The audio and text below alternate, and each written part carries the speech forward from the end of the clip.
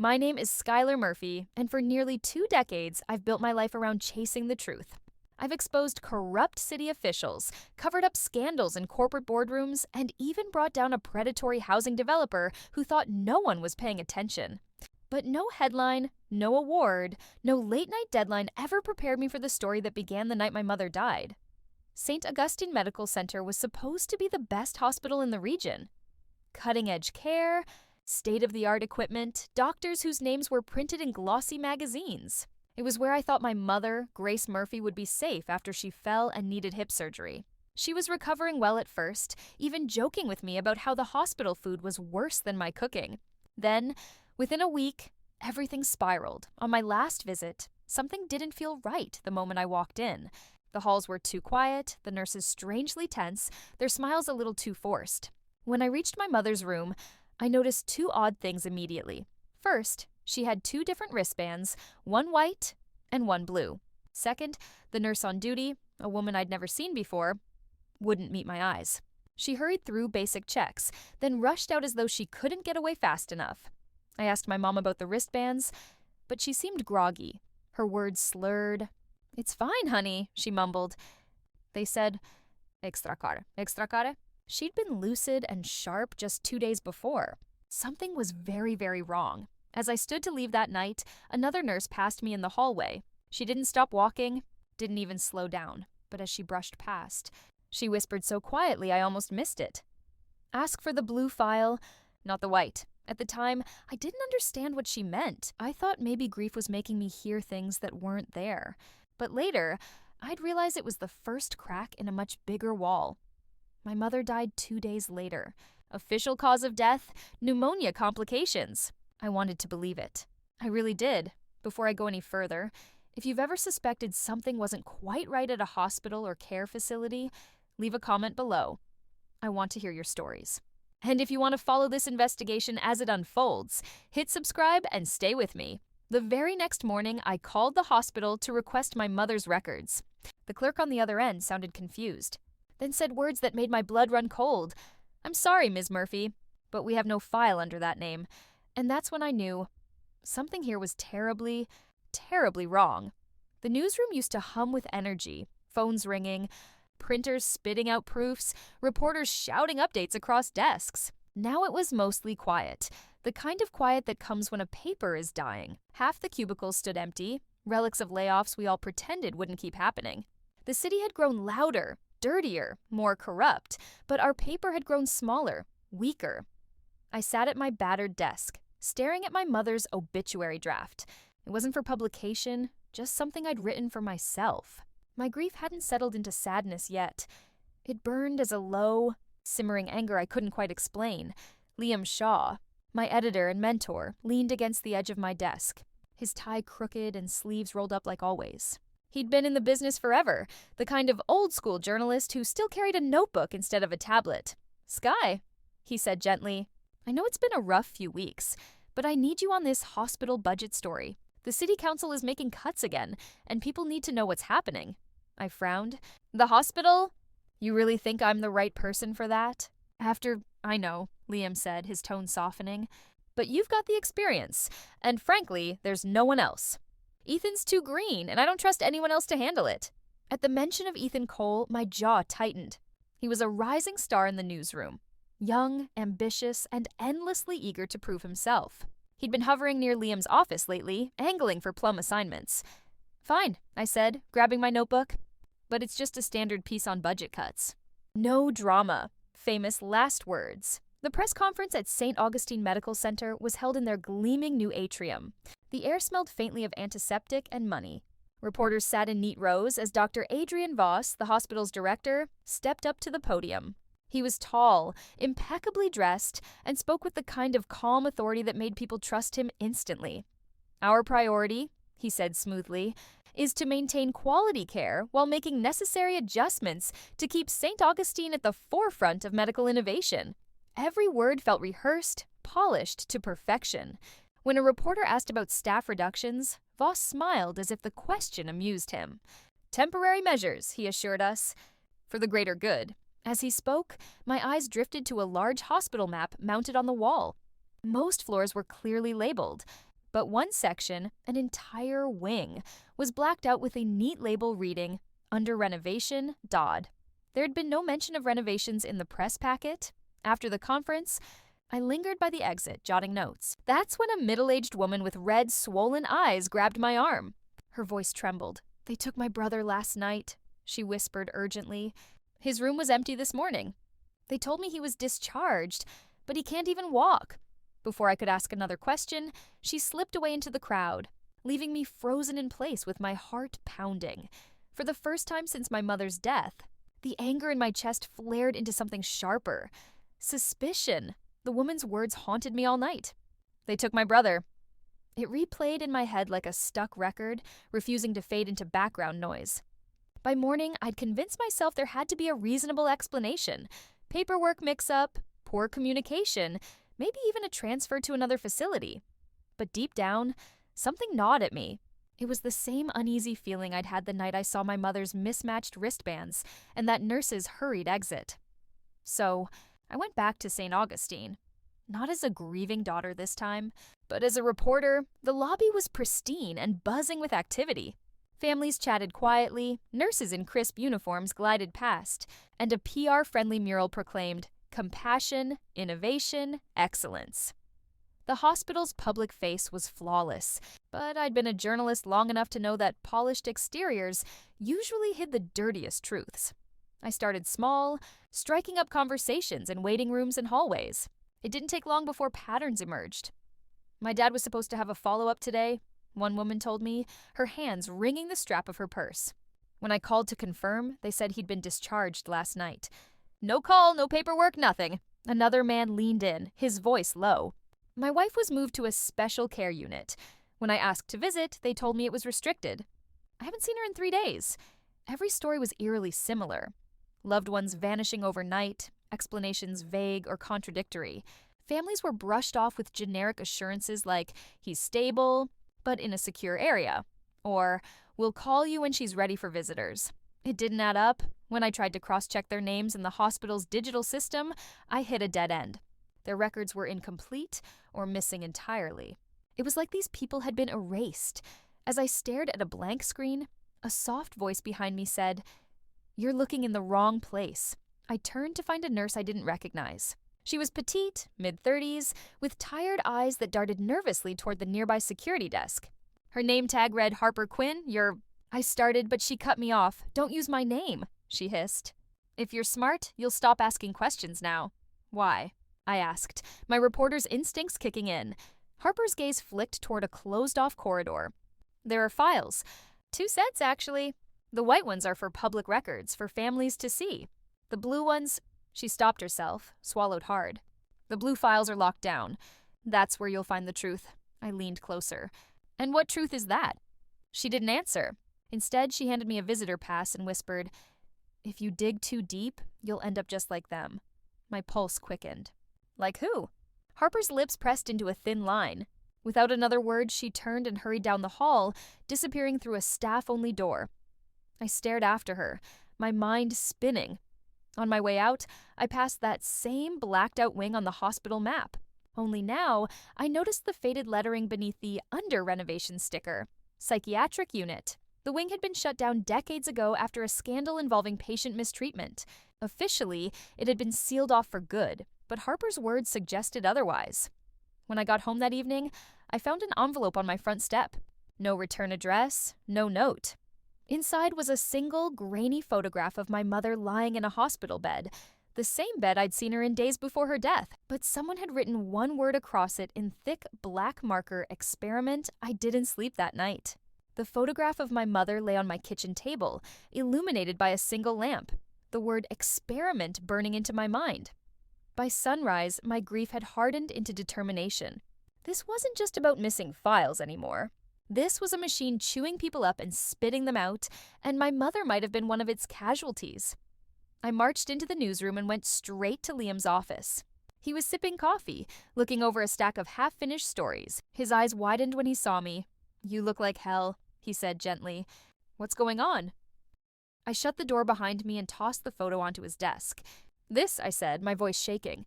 "Something's wrong at St. Augustine. People are disappearing. Their records vanish. And now this shows up at my house. Liam picked up the photo, his expression darkening. Skylar, he began cautiously, you're still grieving. Maybe— No, I snapped. Don't do that. Don't tell me I'm imagining this. I pulled out my notebook, flipping to pages filled with frantic scribbles. Families can't find their loved ones. Patients are being moved to a wing that supposedly doesn't exist. And a nurse told me about blue files the hospital keeps hidden. Liam leaned back in his chair, rubbing his temples. If what you're saying is true, this isn't just a story about budget cuts.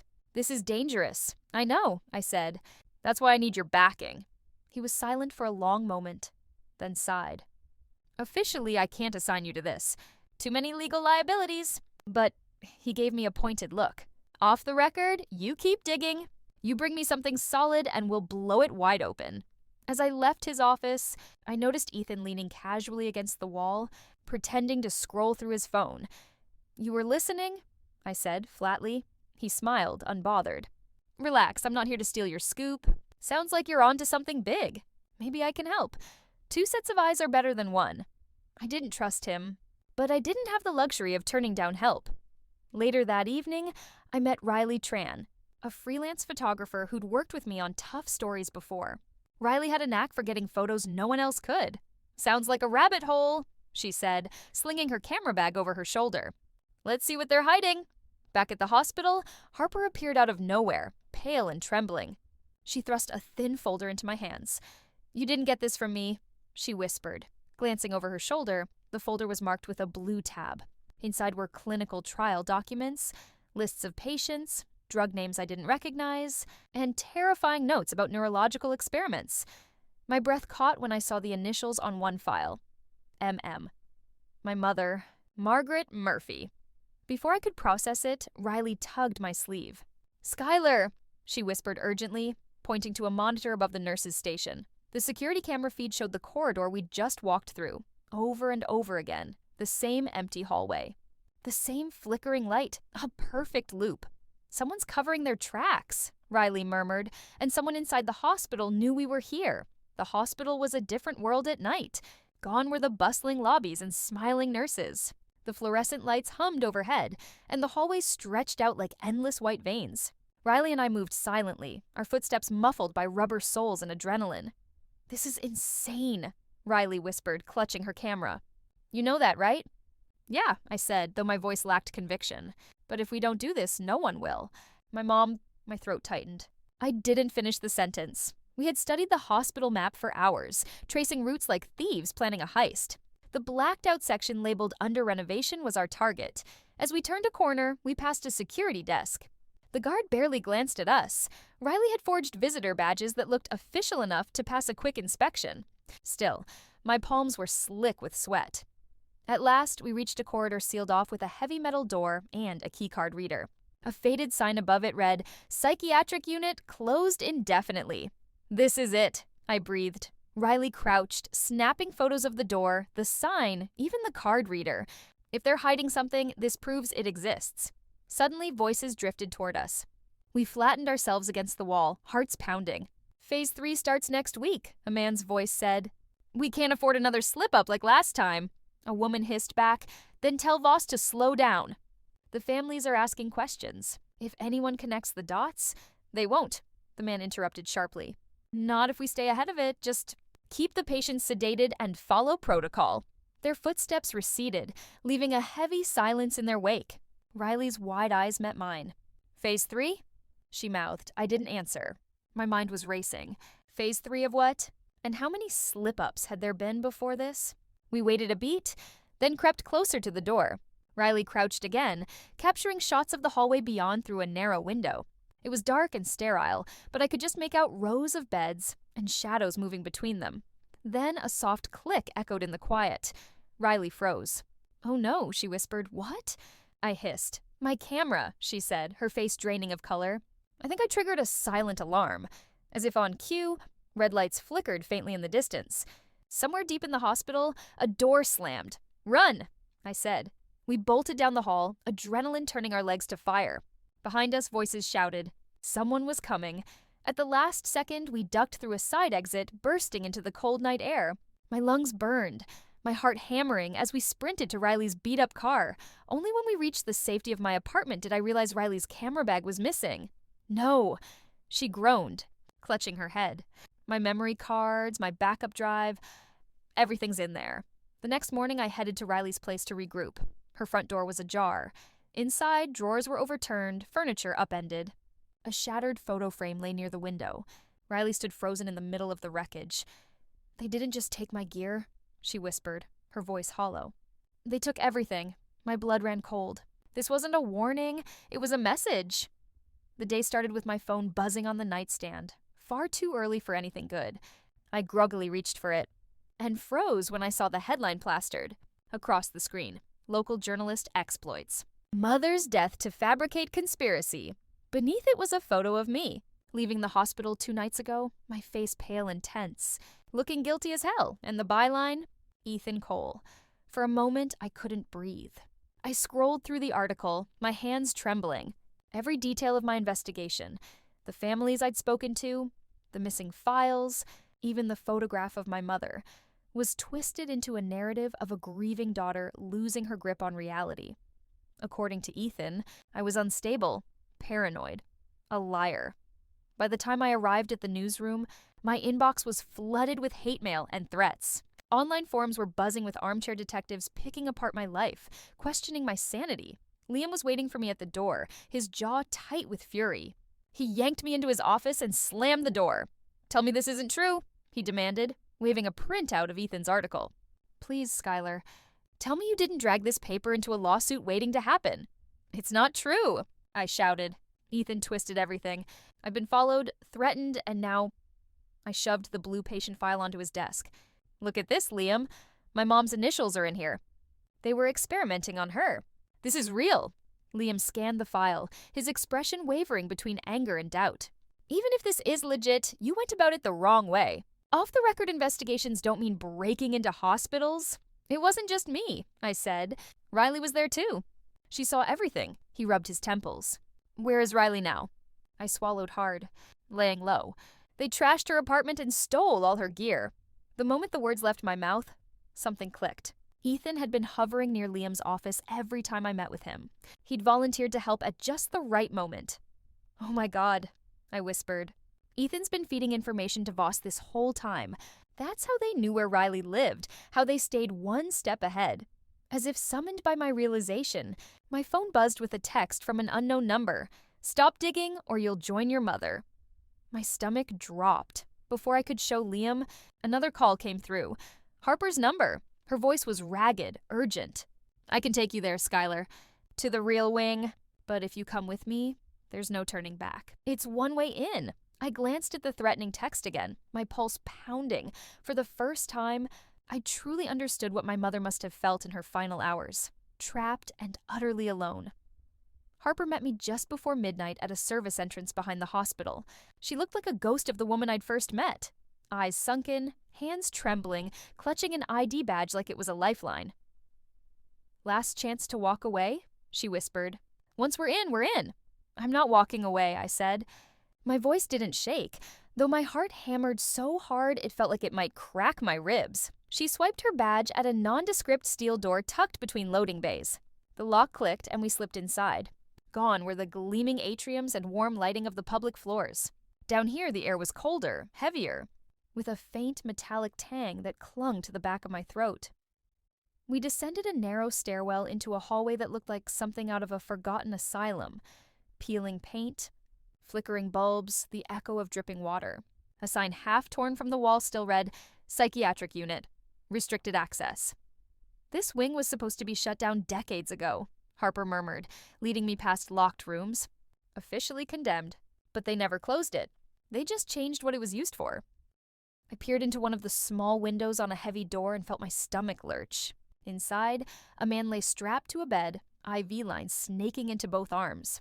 His eyes fluttered, but he didn't move. Machines beeped softly at his bedside. Every room was the same. Sedated patients, some restrained, some hooked to complicated rigs that looked more like military hardware than medical devices. Clipboards hung at each door, coded with numbers and drug names. "This isn't care," I whispered. "It's harvesting?" Harper didn't answer. We turned down another corridor, and I spotted a small storage room. Something compelled me to open a drawer labeled Batch 17. Inside were sealed bags, wallets, wedding rings, and personal effects taken from patients. My mother's pendant glinted up at me from the pile. Its silver chain nodded. My breath caught. Oh my God. She wasn't collateral damage. She wasn't a random patient. She'd been part of this. An unwilling test subject. I spun around to show Harper, but she was gone. Harper?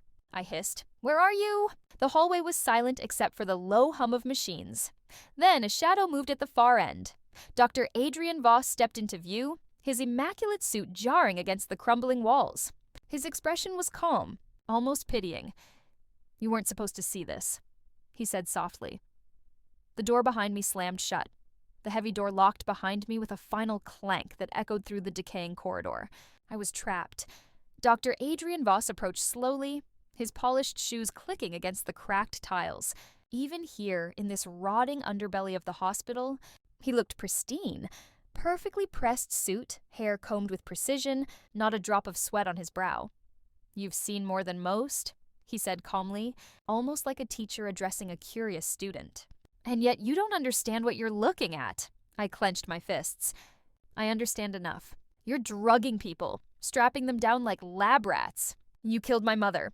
Voss tilted his head, his expression more disappointed than defensive. Killed? No, Ms. Murphy. We gave her purpose. His words hit me like a slap. Purpose? I spat. He gestured toward the sedated patients lining the hall. You see victims. I see the future. These trials are for a neurological breakthrough, a potential cure for Alzheimer's. Imagine a world where minds are never lost, where families never have to watch loved ones fade away into shadows of themselves. My throat tightened. My mother had early-stage Alzheimer's. Yes, Voss said, his tone softening. She was a perfect candidate, a brave participant in something greater than herself. You didn't ask her. My voice cracked with fury. You didn't ask any of them. You just, because they would have said no, he interrupted sharply, his calm mask slipping for just a second. And the world cannot afford to wait for consent while millions suffer. I stared at him, horrified. What's the survival rate? His eyes met mine, unwavering. 30%, my stomach churned. So 70% die. Voss stepped closer, lowering his voice like he was sharing a sacred truth. Wouldn't you sacrifice a few to save the many? History is built on such choices. Those few are people, I snapped. They're mothers, brothers, daughters, not statistics. He sighed as if I were a stubborn child. This doesn't have to destroy you, Skylar. I can rewrite your mother's file, make her a hero who volunteered. You'll have closure, and the story will quietly disappear. The offer dangled in the air like a poisoned fruit. My rage gave me strength. No deal. The world will know what you've done. Voss's face hardened. Then you've made yourself my enemy. Suddenly, sprinklers erupted overhead, dousing us in icy water. The fire alarms blared, deafening in the enclosed space. Voss glanced toward the ceiling, startled for the first time. No, he hissed. Not now. Thick smoke began to seep under the door at the far end of the hall. Someone was destroying everything. The files, the patients, me. And I was trapped inside with him. Smoke poured in faster than I could think. Thick and acrid, clawing at my throat. The sprinkler water turned to steam in the rising heat, fogging my vision until I could barely see Dr. Voss's silhouette through the chaos. Skylar! He shouted over the blaring alarms, his voice calm even as the world burned. It doesn't matter what you've seen. No one will believe you without proof. I'll get proof, I rasped, coughing. And I'll bury you with it. Before he could respond, a side door burst open and Riley stumbled in, soaked and coughing, a scarf wrapped around her face. Skylar! She yelled, grabbing my arm. Come on! We have to go now. Riley, how... I followed you, she said, dragging me toward the corridor. I knew you'd do something reckless. Behind us, patients screamed in locked rooms, their cries muffled but desperate. I turned, panicked. We can't just leave them. Riley shook her head, her face grim. The fire's spreading too fast. If we stay, none of us get out. My chest ached at the sound of those voices, but the heat was already unbearable. The ceiling above us groaned, a warning before it collapsed. As we stumbled through the smoke, I spotted a metal cabinet labeled Research Archives. It was half open, files spilling onto the floor. Among them was a flash drive, small and unmarked. Instinct screamed at me, and I snatched it up, shoving it into my pocket. "This has to be the data," I gasped. "The proof Voss said no one would believe." We rounded a corner and froze. Harper stood there, perfectly calm despite the chaos. Her uniform streaked with soot, but her eyes cold. "Harper," I breathed, relief flooding me. "Thank God, we need to—" She leveled a stun baton at us. "You shouldn't have come back, Skylar." My heart sank. "You were never helping me," I whispered. Harper's lips twitched into something almost like pity. "I kept you alive as long as I could. Voss needs his work protected, and you're just another variable." She lunged, swinging the baton. Riley tackled her mid-swing, the two of them crashing into the wall. In the scuffle, Harper's weapon skittered across the wet floor. "Go!" Riley shouted. "I'll hold her off." "No, I'm not leaving you," I cried. "Go, Sky!" Flames roared closer, the heat unbearable. I stumbled backward, my vision blurring. The last thing I saw before I turned and ran was Harper's figure swallowed by fire as the ceiling collapsed. I burst through a side exit into the freezing night air, choking and coughing. Sirens wailed in the distance as I staggered toward the shadows. Riley stumbled out behind me, singed but alive. We collapsed on the pavement, gasping. Then a chilling realization struck me through the adrenaline haze. "Where's Voss?" I whispered. Riley looked around wildly. The burning wing behind us groaned and cracked, but there was no sign of him. He'd vanished, like smoke. The hospital wing was nothing more than a blackened husk by morning, its walls collapsing inward like a dying star. Smoke still curled into the gray sky as fire crews doused the last. Stubborn embers. But the fire hadn't destroyed everything. The flash drive had survived. Riley and I spent the next 2 days holed up in my apartment, poring over its contents. There were thousands of files. Patient lists, drug trial data, internal emails, even footage from inside the secret wing. It was undeniable proof of everything Voss had tried to hide. I didn't sleep. I didn't eat. I just wrote, when my article finally went live, it wasn't just a story. It was an indictment. The hidden wing, how St. Augustine Hospital sacrificed the vulnerable in the name of progress. The exposé spread like wildfire. Within hours, national outlets were calling. Families of missing patients came forward in droves, their grief boiling over into rage. Protests erupted outside the hospital gates. Lawsuits piled up. Politicians scrambled to distance themselves from St. Augustine. And yet, the people truly responsible slipped through the cracks. Several nurses and low-level staff were arrested, their faces splashed across every news channel. But there was no sign of Dr. Adrian Voss or the hospital's corporate board. It was as if they'd vanished overnight, leaving their scapegoats behind to take the fall. I should have felt triumphant. I was being hailed as a hero on social media, my name trending alongside hashtags like Justice for Batch 17 and Burn the Wing. But when I walked into the newsroom, Liam's office was empty. My desk had been cleared. A single envelope waited for me with a terse note. "Skylar, political pressure's too heavy. They're cutting ties with you. You did good work. Don't let them silence you." Liam, just like that, I was out.